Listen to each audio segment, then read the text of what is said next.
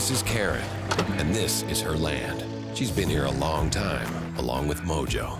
The first fence post went up here. Now there's 5,000 of them. After the storm, she started the cleanup here. And when she needs some peace and quiet, she always finds it right here.